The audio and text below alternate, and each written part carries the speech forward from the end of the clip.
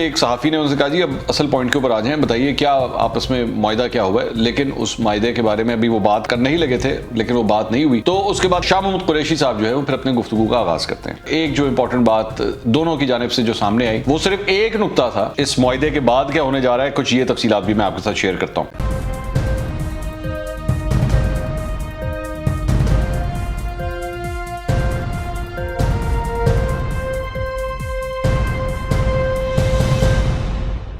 السلام علیکم ناظرین، میں ہوں منصور علی خان۔ اپنے یوٹیوب چینل کے اوپر آپ کو خوش آمدید کہوں گا۔ سب سے پہلے آپ سے درخواست کے چینل کو سبسکرائب کرنا مت بھولیے گا اور بیل آئیکن ضرور پریس کیجیے گا۔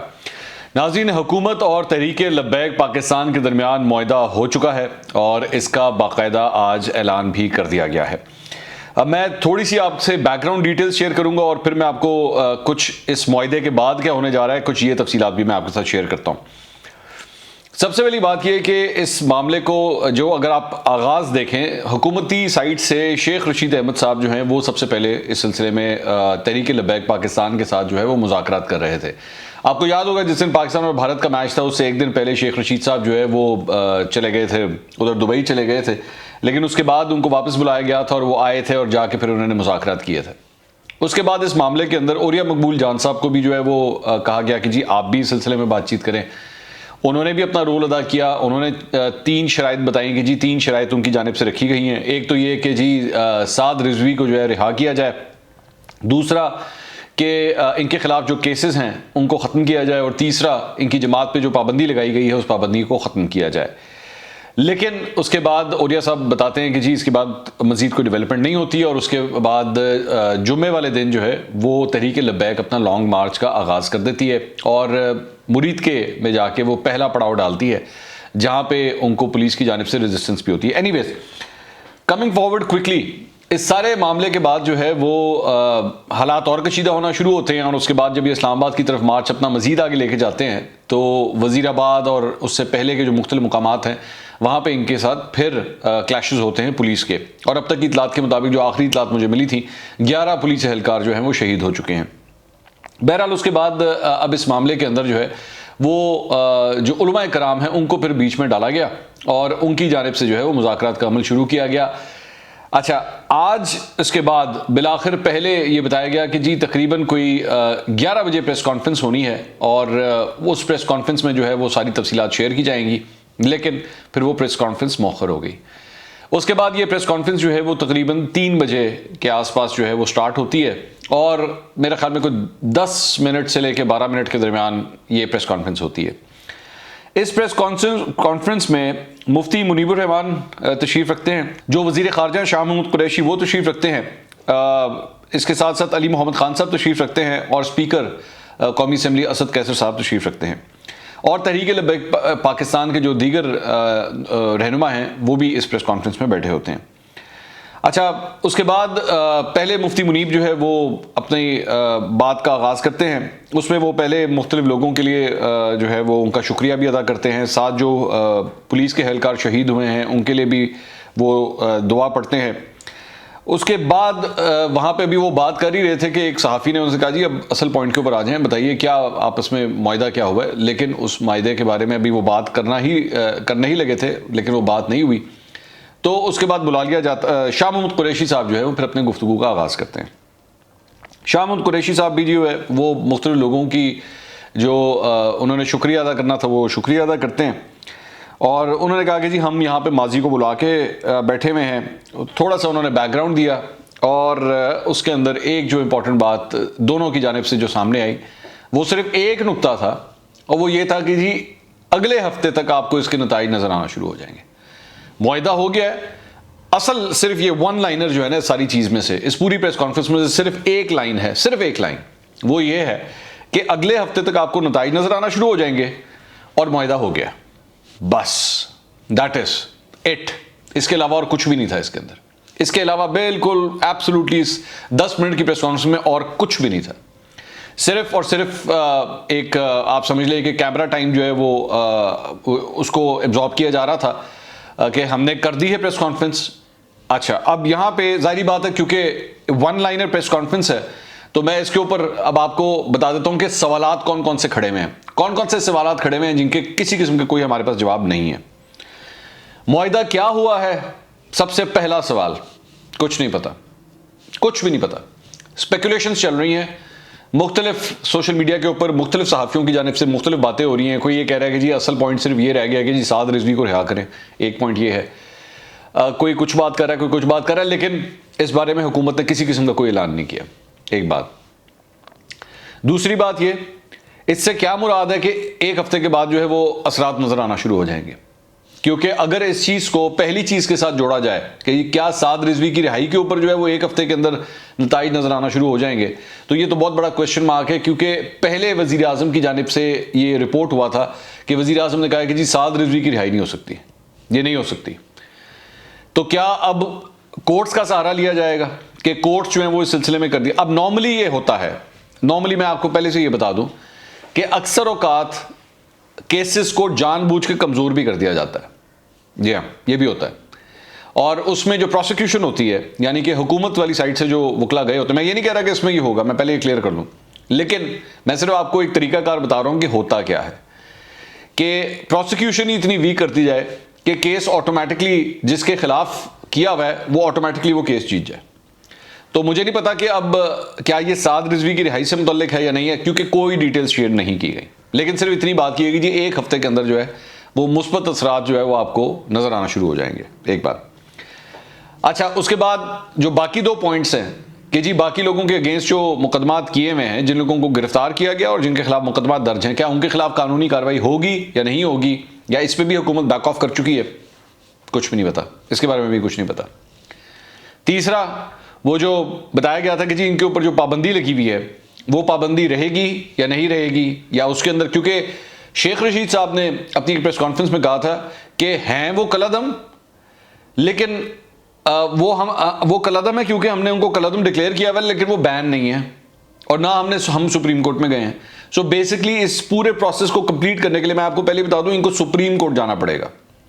سپریم کورٹ جائیں گے، وہاں پہ جا کے اپنی پلی لیں گے اور اس کے بعد ان کے اوپر جو ہے وہ ہر قسم کی پابندی عائد ہو جائے گی. لیکن انہوں نے ان کو کالعدم ضرور قرار دیا ہوا ہے، یہ فیکٹ ہے. ٹھیک ہے، تو اس کے بارے میں ابھی کچھ نہیں پتا. اچھا، اس کے بعد ایک اور چیز جو ہے وہ یہ بھی ہے کہ آخر کیا وجہ ہے کہ یہ اس 10 منٹ کی جو پریس کانفرنس تھی اس کے اندر کوئی سوال بھی نہیں لیے گئے.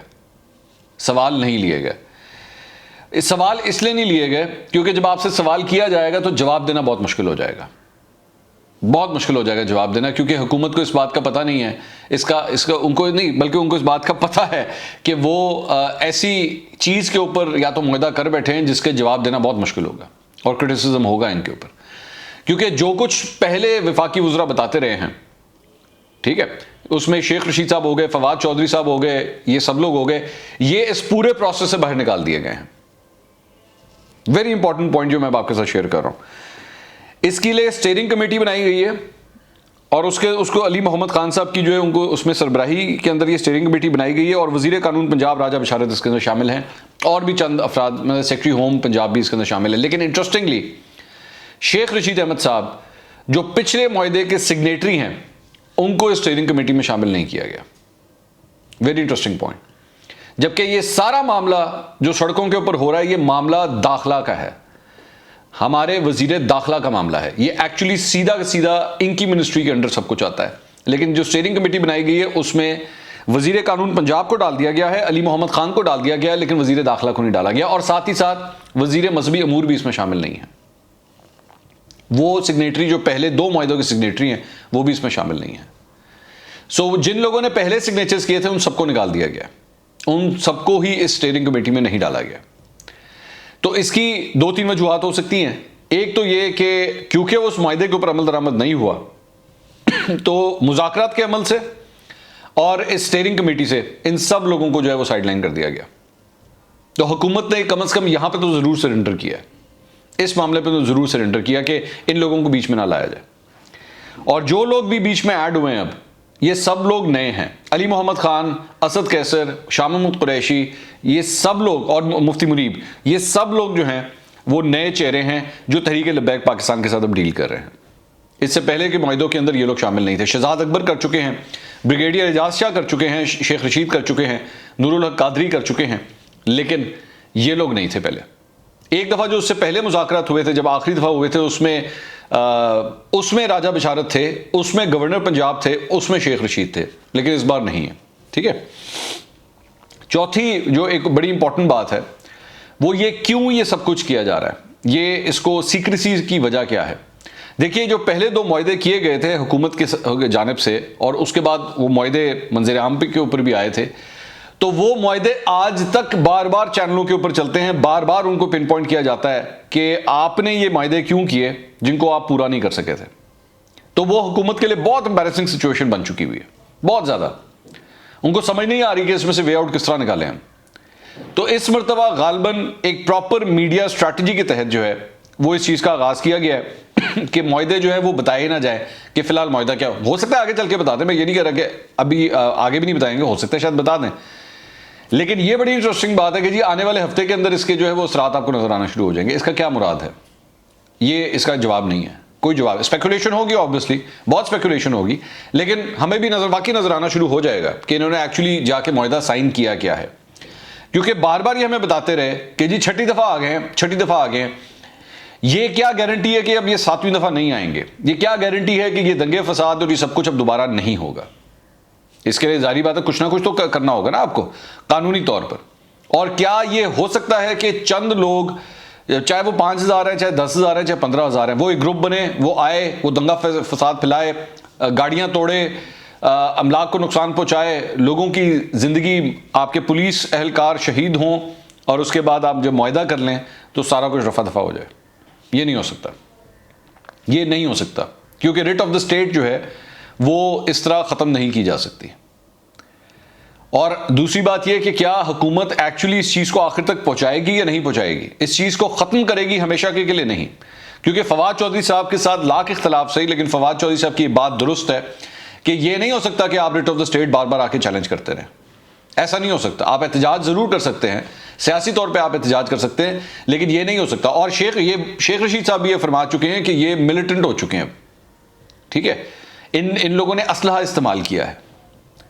تو کیا, اور مطلب ایون عام عوام کے اندر بھی یہ سینٹیمنٹ پایا جاتا ہے کہ بس کافی ہو گیا, ایک دفعہ ٹھیک ہے, 2 دفعہ آپ نے احتجاج کر لیا, لیکن ہر دفعہ جو ہے وہ یہ اس قسم کا احتجاج, حکومت نے اب کیا اس معاملے میں معاہدہ کر لیا ہے کسی کو کچھ نہیں پتا. سب کچھ خفیہ ہو رہا ہے, سب کچھ خفیہ رکھا ہوا ہے.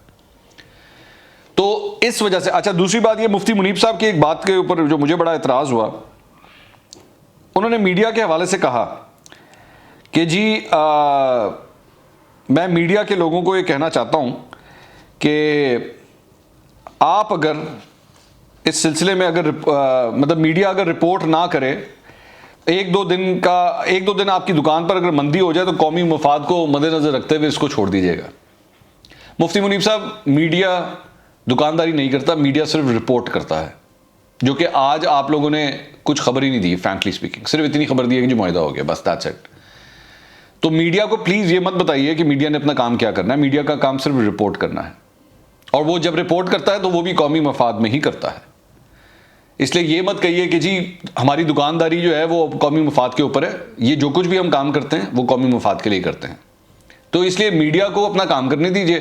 آپ کو اگر ایک ذمہ داری ملی ہے, آپ 100 دفعہ اپنا کام کیجیے, امن و امان کے لیے کیجیے, ملک کی بہتری کے لیے کیجیے, لیکن برائے مہربانی میڈیا کو اتنا جو ہے نا وہ اس حد تک اس لیول پہ مت لے کر آئیں جیسے میڈیا صرف اور صرف انتشار پھیلاتا ہے. میڈیا صرف اپنا رپورٹ کرتا ہے جو اس کا کام ہے, دیٹس اٹ.